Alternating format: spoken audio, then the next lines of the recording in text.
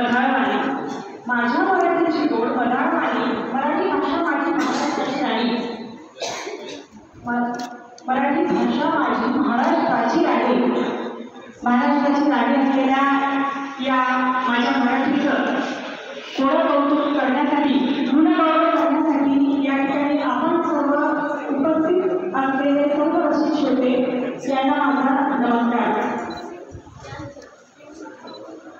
मराठीचा मान, मराठीचा अभिमान, मराठीचा स्वाभिमान जाणवणारे कविवर्य ज्ञानपीठ पुरस्कार प्राप्त भिमा शिरवाडकर यांचा आज जन्मदिन आणि यांचा जन्मदिन आपण मराठी भाषेचा गौरव म्हणून पाळतो.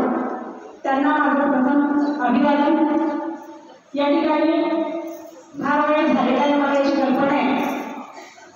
म्हणजेच या ठिकाणी आमचं मत मांडणारे आमचे आदरणीय गुरुवर्य आणि बुलढाणा जिल्ह्याचे साहित्यरत्न माननीय रमेश केळकर, तसेच कविवर्याचे कविवर्य मंचावर उपस्थित असलेले माननीय अजितकुमार धाडसे, या कार्यक्रमाचे प्रमुख आयोजक आमचे बंधू माननीय नरेंद्रजी शेळके सर, तसेच या कार्यक्रमाचे मुख्य सर्व असलेले रावळजी पाटील सर आणि मंचावर उपस्थित सर्व सन्माननीय सदस्य.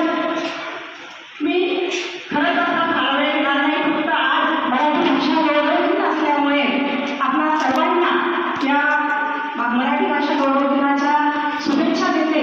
या ठिकाणी सर्वांच्या 14 पुस्तकांचं प्रकाशन झालं. मी त्यांना सुद्धा त्यांचे अभिनंदन करते.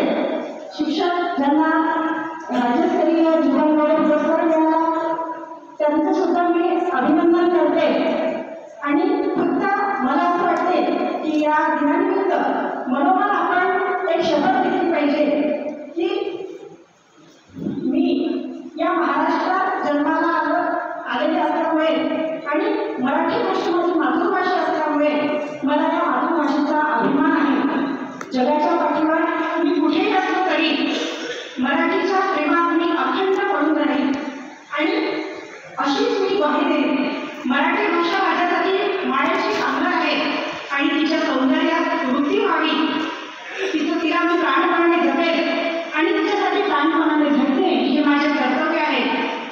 रात्रंदिवस मी या माझ्या मराठीची वृद्धी व्हावी हीच आशा बाळगते. मी मराठीचा, मराठी माझी, एवढेच मी सांगेन. जय महाराष्ट्र. धन्यवाद ताई. रत्न कोवी अमृताची सखी, रत्नजडित अभंग कोवी अमृताची सखी, चारी वर्णातून फिरे सरस्वतीची पालखी, चारी वर्णातून फिरे सरस्वतीची पालखी. आदरणीय ताई, आपल्या वाणीतून साक्षात सरस्वती